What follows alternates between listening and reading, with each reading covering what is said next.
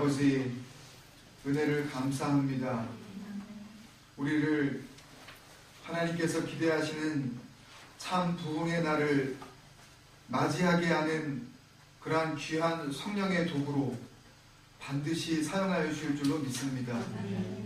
우리가 하나님 앞에 찬양 드림과 같이 주님 앞에 또한 약속하는 시간이 되게 하여 주옵소서. 한 주간 동안 우리와 함께 하셨던 그 하나님의 은혜에 감격하면서 참 예배자로 주님 앞에 나아갈 수 있는 복된 시간 되게 하여 주옵소서.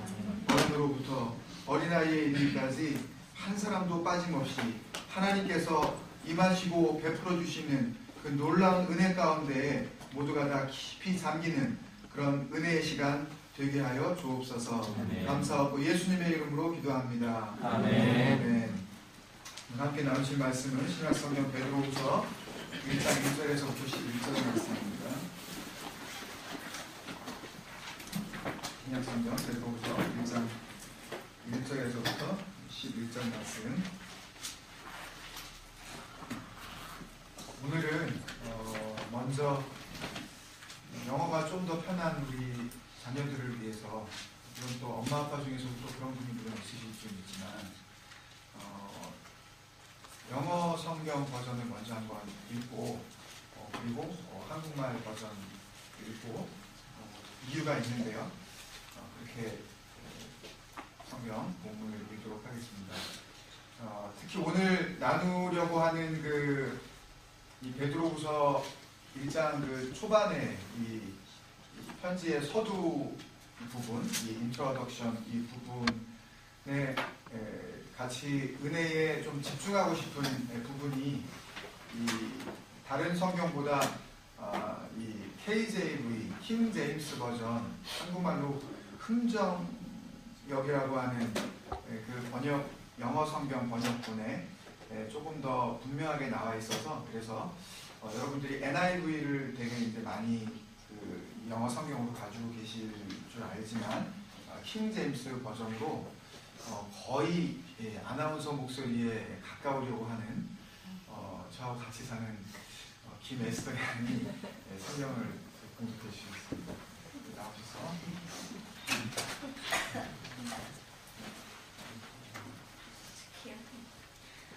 Simon Peter, a servant and an apostle of Jesus Christ, to them that have obtained like precious faith with us through the righteousness of God and our Saviour Jesus Christ. Grace and peace be multiplied unto you through the knowledge of God and of Jesus our Lord, according as his divine power hath given unto us all things that pertain unto life and godliness, through the knowledge of him that hath called us to glory and virtue, whereby are given unto us exceeding great and precious promises, that by these ye might be partakers of the divine nature, having escaped the corruption that is in the world through lust. And beside this, giving all diligence, add to your faith virtue, and to virtue knowledge, and to knowledge temperance, and to temperance patience, and to patience godliness, and to godliness brotherly kindness, and to brotherly kindness charity. For if these things be in you and abound, they make you that ye shall neither be barren nor unfruitful in the knowledge of our Lord Jesus Christ. But he that lacketh these things is blind, and cannot see afar off, and hath forgotten that he was purged from his old sins. Wherefore the rather, brethren, give diligence to make your calling and election sure.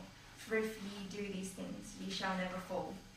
For so an entrance shall be ministered unto you abundantly into the everlasting kingdom of our Lord and Saviour Jesus Christ.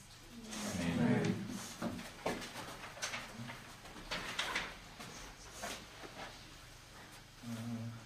한국말 성경 한번 같이 읽겠습니다. 제가 읽습니다. 예수 그리스도의 종이며 사도인 시몬 베드로는 우리 하나님과 구주 예수 그리스도의 의를 힘입어 동일하게 보배로운 믿음을 우리와 함께 받은 자들에게 편지하노니, 하나님과 우리 주 예수를 알므로 은혜와 평강이 너희에게 더욱 많을지어다. 그의 신기한 능력으로 생명과 경건에 속한 모든 것을 우리에게 주셨으니 이는 자기의 영광과 더불어서 우리를 부르신 이를 알므로 말미암니라. 이로써 그 보배롭고 지극히 큰 약속을 우리에게 주사 이 약속으로 말미암아 너희가 정욕 때문에 세상에서 썩어질 것을 피하여 신성한 성품에 참여하는 자가 되게 하려 하셨느니라. 그러므로 너희가 더욱 힘써 너희 믿음의 덕을, 덕의 지식을, 지식의 절제를, 절제의 인내를, 인내의 경건을, 경건의 형제의 우애를, 형제의 우애의 사랑을 더하라.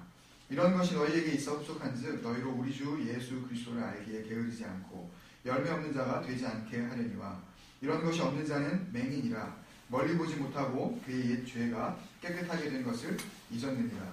그러므로 형제들아 더욱 힘써 너희 부르심과 택하심을 굳게 하라. 너희가 이것을 행한즉 언제든지 실족하지 아니하리라. 함께요. 이같이 하면 우리 주 곧 주 예수 그리스도의 영원한 나라에 들어감을 넉넉히 너희에게 주시리라. 아멘. 아멘. 경계지역 벗어나기 나누는 시간으로 이제 5번째 나누는 시간입니다. 지난주에는 어떻게 보면 경계지역이 정말 있는가, 영어로 이것을 정확하게 여러분에게 어떻게 표현해 드려야 되는지 모르겠지만 이 나라와 나라 사이에 국경이 있다, 보더가 있는데 분명히 이 나라와 나라 사이에서 옮겨가야 한다는 것은 아는데 옮겨가지 못하고 있는 그런 삶이 있다라는 것이 이제 경계지역에 사는 사람이라는 그런 표현으로 이제 우리가 같이 생각하기로 이렇게 약속을 한 겁니다.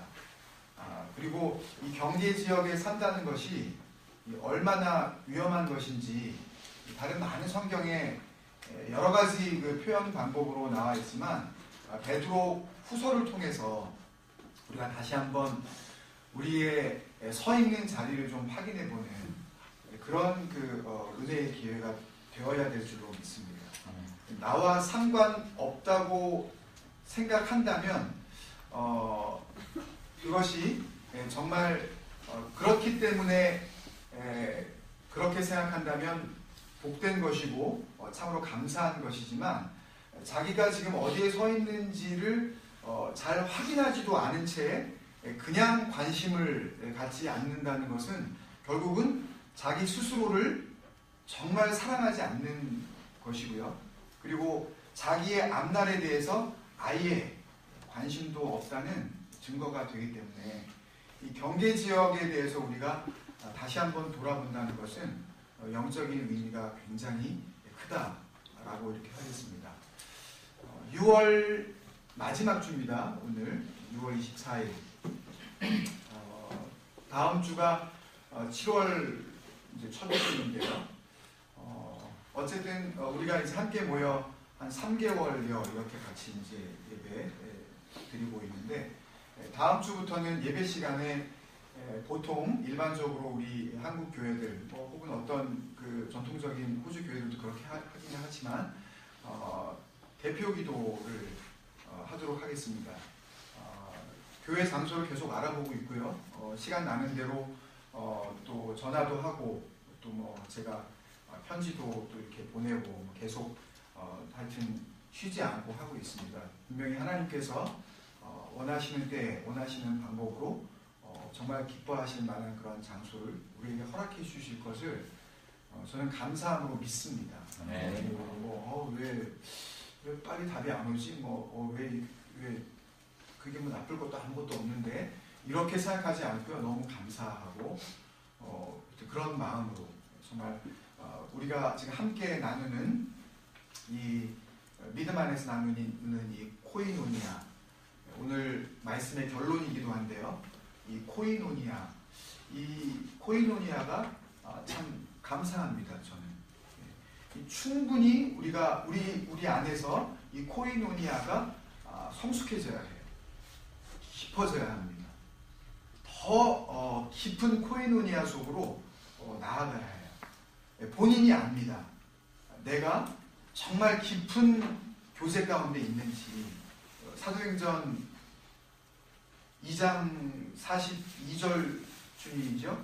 그들이 사도의 가르침을 받아 그 다음에 뭐죠? 예? 받아 받은 다음에 서로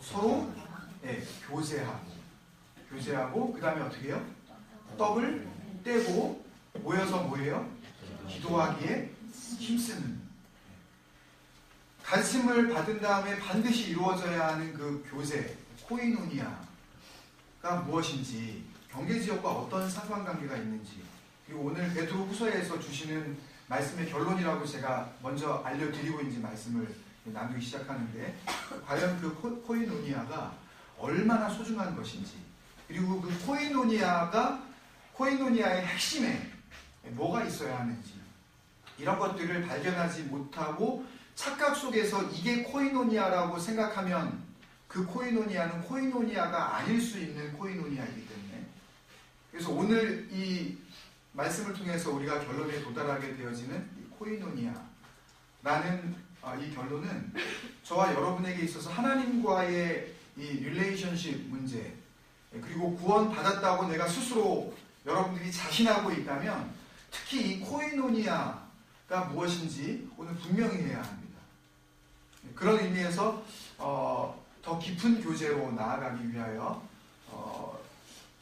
더 많이 하나님 앞에서 시간과 마음과 생각들을 들이시면서 성도들을 향한 마음, 또 교회를 향한 마음, 그리고 우리 교회를 오늘 찬양한 것처럼 우리 교회를 향하신 아버지의 마음, 이런 것들을 담아서 정말 진정한 기도를 준비해 나갔으면 좋겠습니다. 주보가 없어요.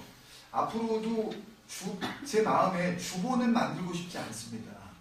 예를 들면 월보라든지, 예를 들면 계보, 그러니까 이 계절별로 한 번씩, 그러니까 예를 들면 6월부터 7, 8, 3개월이 겨울이잖아요. 이런 식으로 해서, 그러니까 주보가 단순히 어떤 예배의 순서를 알려주는 정도로 끝나지 않고 이것을 통해서 뭐가 이루어지기를 원하는 마음, 코이노니아. 진정한 코이노니아가 그 귀중한 그 서면을 통해서 나누어질 수 있도록 하는 일에 누군가가 디보션 해주셔야 합니다. 누군가가 디보트 되어 있는 허트가 정말 그 헌신된 마음으로 내가 그렇게 섬겨보겠다. 우리들의 이야기, 그 은혜의 나눔, 하나님과 나누었었던 그 코이노니아를 성도 간에 나누어지는 코이노니아로 그렇게 승화시키면서 삶 속에서 드러난 이야기들, 이런 것들을 적어 나가는 그런 이 나눔지가 마련되어졌으면 하는 그런 바람이 있습니다. 그래서 다음 주부터 우리가 대표 기도를 할 때는요, 곰곰이 생각해봤습니다. 이거 기억 니은 순서로 할까, 어떻게 할까 이제 고민하다가 나이 순서로 하자. 그게 제일 낫겠다 싶은 마음이 들었습니다. 제가 그래서 대강 아실 거예요. 누가 제일 여기서 연장자고 그 다음에 누가 이제 쭉 이렇게 나가는지. 그래서 여기에는 한 사람도 소외되지 않겠습니다. 맨 마지막에 영서 차례가 오더라도 영서도 대표기도 하는 거예요. 왜냐하면 순서대로 나가기 때문에 시간이 충분할 수 있고, 만약에 그때에 이제 못하게 되고 어디 잠깐 여행을 간다든지 그러면 아싸 난 안 해도 돼 라고 생각하지 말고 돌아오면 다시 바로 하는 거예요. 그때 빼먹은 사람은 바로 하는 거예요. 그러니까 빼먹은 사람은 그때 몰아서 그냥 줄줄이 나이 순서로 안 하는 분들은 에다가 이렇게 하는 겁니다. 요거를 좀 누가 좀 맡아서 좀 해주셨으면 좋겠어요. 이 순서를 이렇게 좀 미리 알고 계시겠지만 그래도 한 번 더 이렇게 리컨펌 해주는 리컨펌메이터를 한번 누가 한번 이렇게 재확인해주는 그런 일을 누군가가 해주시면 좋겠습니다. 이따가 식사하고 교제 나눌 때 그 일을 담당하실 분이 저에게 오셔서 제가 그 정말 어렵고도 중차대한 일을 맡아보겠습니다.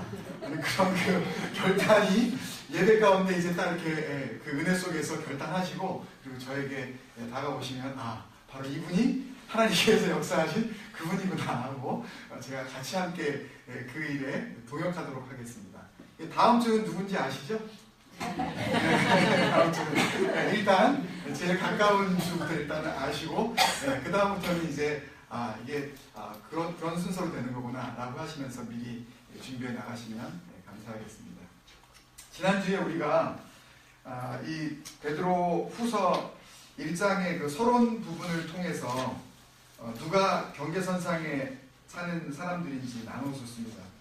오늘 그것을 다시 한번 확인하는 것은 물론 되새김의 의미도 있지만 오늘 말씀과 연결해서 우리가 결론적으로 붙잡아야 될 그 가치와 또 역시 계속해서 연장선상에서 이해되어야 될 부분이기 때문에 한 번 더 말씀을 나누고 그리고 이어서 이제 말씀을 나눌 텐데요.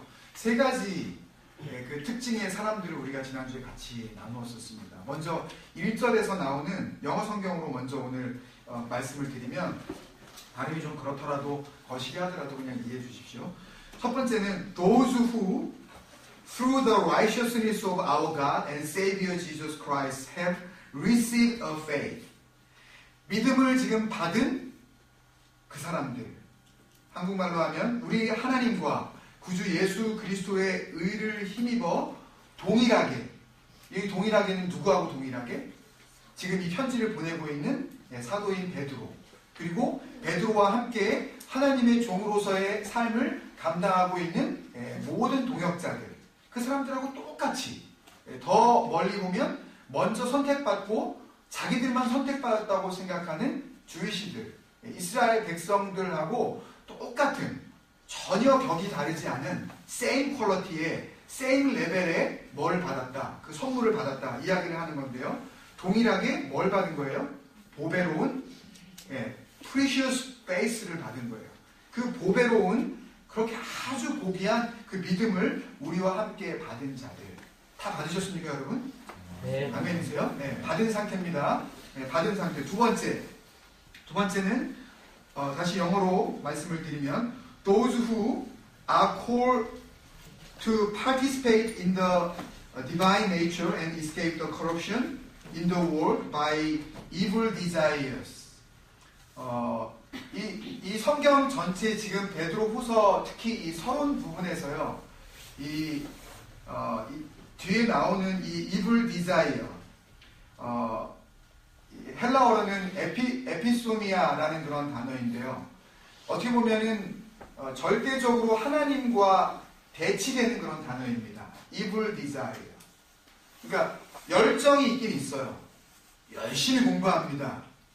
아주 밤잠을 안 자가면서 열심히 살아요. 하여튼 삶의 그 모습을 보면 이 사람보다 더 부지런한 사람이 없어요. 근데 그 디자이어가, 그 열정이 그 기초를 어디에 두고 있어요?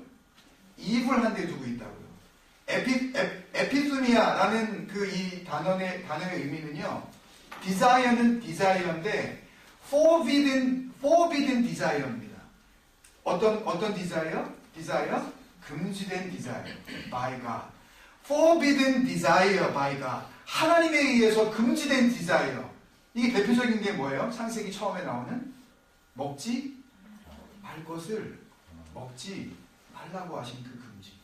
아무리 먹고 싶어도 너무너무 보암직하고 너무너무 먹음직스럽고 정말 내가 그거를 갖다가 어떻게 취하고 나면은 정말 위스덤이 막 정말 엄청난 그 지혜가 생길 것 같은 그런 생각이 들 정도로 그렇게 아무리 탐나 보여도, 심지어 그것이 어느 자리까지 갈 수 있을 만큼, 하나님의 자리에 갈 수 있을 만큼 그렇게 탐나 보이더라도 먹지 말라는 것을 먹지 않아야 하는 금지된 열정.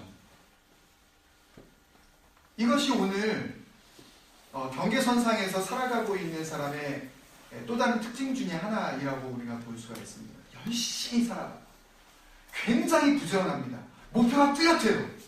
자기 삶의 질서가 분명합니다.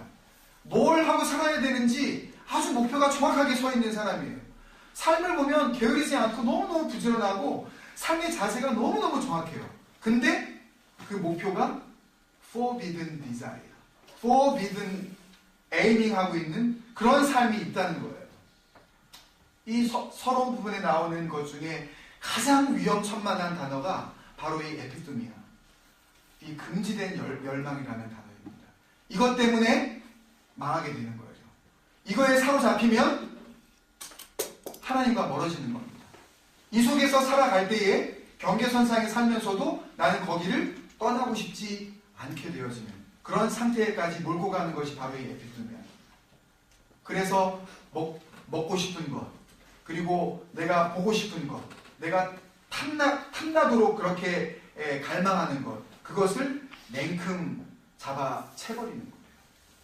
그것이 하나님께서 금지한 것이라는 것을 아는 그런 상황일지라도 그 속에서 내가 가지고 있는 이 열망이 하나님께서 나에게 금지하신 그 열망보다 그 열망을 뛰어넘을 만큼 그런 그 열망이 내 안에서 막 터져 나오는 거예요. 그것이 바로 이블 디자이어.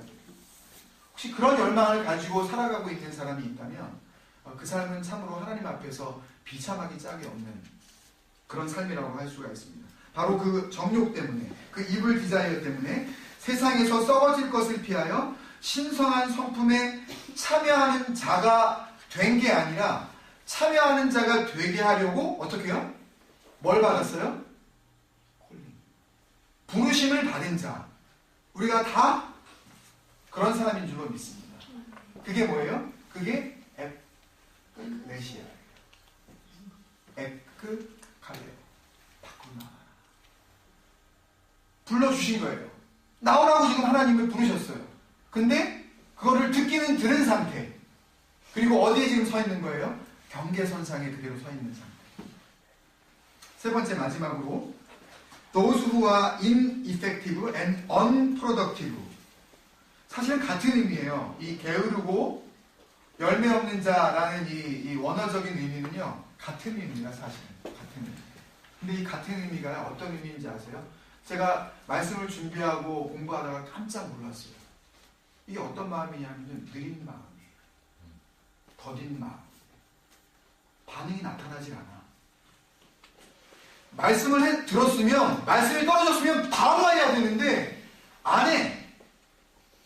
그리고 그 언제 할지에 대한 시기를 누가 결정하기 시작하는 거예요? 내가 결정해요. 그리고 지금 안 하겠다 그러고 내일 하겠다고 일단 나갑니다. 그리고 그 내일이 또다시 내일이 돼요. 그리고 그 내일이 또다시 내일이 됩니다. 내일부터 안 해, 나 이거. 오늘까지만 내가 오늘까지만 이거 하고 내일부터는 절대 페이스북 안 할 거예요. 내가 하나 봐요. 이 게임 내가 하면 엄마 나 사람 아니에요. 네? 내일부터. 네? 지금 안 하고 내일부터. 그 내일이 되니까 그 내일이 다시 뭐가 되는데? 오늘이 되는데. 그리고 또 내일부터. 하루 늦는 건데. just one day delay. 하루 늦는 건데. 내일 하겠다고. 깜짝 놀랐습니다. 이 말씀을 준비하면서. 게으르고 열매 없는 삶의 출발점은 거기에 있구나. 말씀을 하면, 말씀이 떨어지면 어떤 상황이라도 그 상황 속에서 하나님 앞에서 반응해야 하는데도 불구하고 내일 하겠다고 하는 마음. 나중에 꼭 합니다. 주님 내가. 안 하나 보세요. 한다니까요 내가. 말씀 알았어요 내가. 무슨 얘기인지 알았다니까요 내가. 그리고 다음에 하겠다고 하는 마음. 그 느린 마음. 우리 누가복음 24장에서 같이 만났을 때 어떤 마음? 슬로우 갓. 마음이 언제나 늦게 반응하는 거예요. 좋게 얘기하면 여유 있게, 나쁘게 얘기하면 게으르게. 여유 있음이 반드시 좋은 것은 아닙니다, 여러분. 주님 안에서 우리가 진리 가운데 자유를 누리며 그 영원하신 하나님을 든든한 나의 피난처로 삼고, 오늘 찬양 인도하신 집사님께서 얘기하신 진정한 도피성으로 삼고, 그리고 내 마음 가운데 심령 가운데 주님께서 주신 평안으로 말미암아가 릴렉세이션, 그 여유가 생긴 것은 의미가 있어요.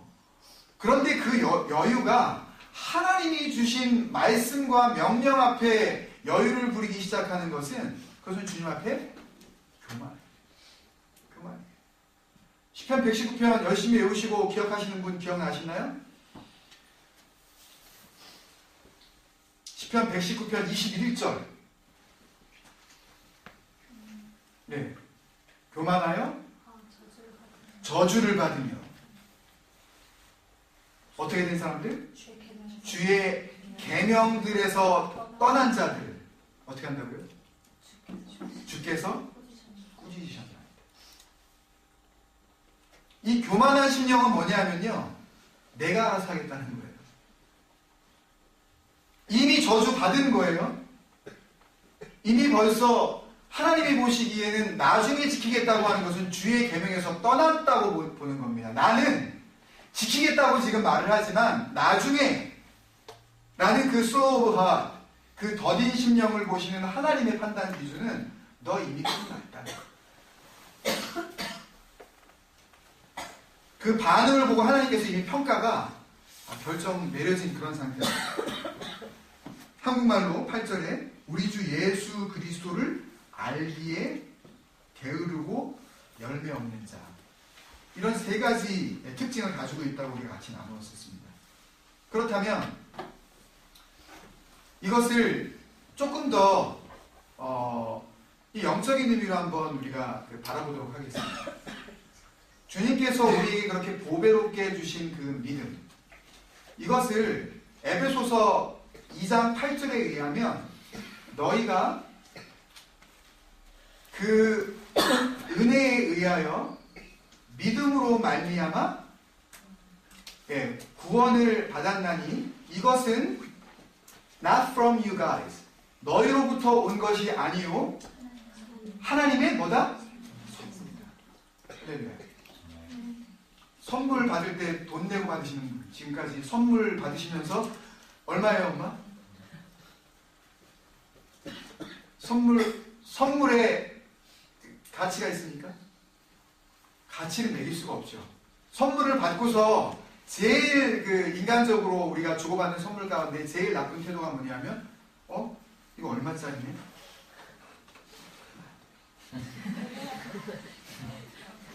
선물을 받으면서 선물은 valueless예요. priceless입니다. 이것은요.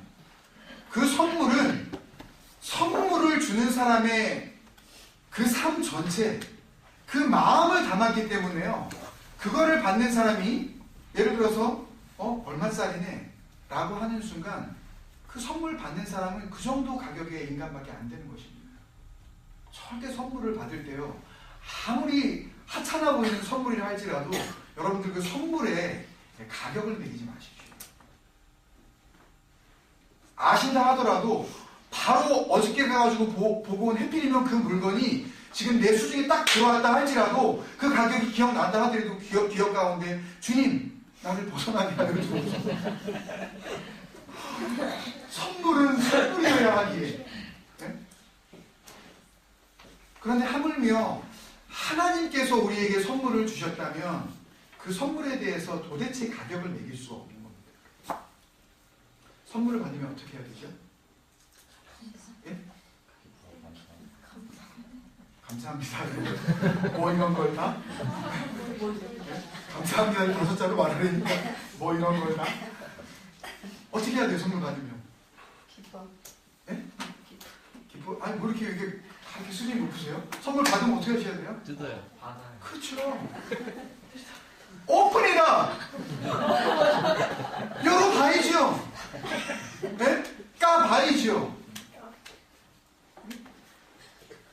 그 믿음이라는 도대체 하나님께서 선물로 주셨다는 그 가격을 매길 수 없는 하나님의 선물이 나에게 주어졌다면 열어봐야죠. 그 안에 뭐가 들었나? 믿음이라는 이름으로 새겨져서 나에게 주어진 그 선물이 오늘 왔다면 열어봐야죠. 오픈이라. 오늘 본문은 그것을 이야기하고 있습니다. 그 선물을 열었더니 그 안에 뭐가 들어있었는지 그거를 알려주고 계세요. 두 번째, 얘들아 가자, 교회 가자, 아니면 여보 빨리 나와. 나옵니까? 이게 제때 잘 안 나와요. 야 뭐해? 안 나와? 이게 다 이게 볼륨업이 돼야 됩니다만 뭐해? 저는 상관이 없죠. 여러분들 집하고는. 네. 저희 집하고도 별로 상관이 없는데 제가 그냥 꾸며내 본 거예요. 목사님의 집이 저런가 보다라고 네. 그렇지도 않습니다.